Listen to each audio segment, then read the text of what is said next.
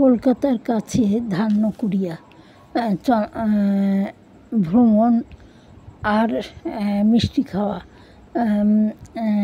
Jessore road দিয়ে বসিরহাটের কাছে দে গঙ্গা, এখানে একটি মিষ্টির দোকান।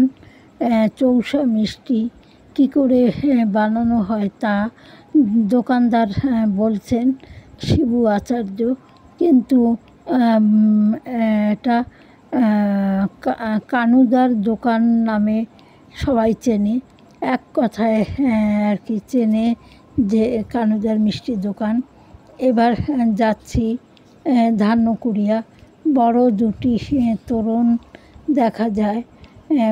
ধান্যকুড়িয়ার জমিদার বাড়ি, ইংরেজদের আনাগোনা ছিল। আর এই বাড়িতে সাউ বংশের জমিদারেরা এখানে বাড়ি করেছে। দুর্গাপূজা হয়, সব সদস্যরা আসেন। সাউ বংশের সবাই দুর্গাপূজায় মিলিত হয় এবং সবাই এখানে এসে আনন্দ মেতে ওঠে। তাই এখানকার পরিবেশটা বেশ সুন্দর। তবে এই জমিদার ইংরেজ ঘেঁষা, ইংরেজের তোষণ করতো, তার মূর্তি আছে। আর কিছু মানে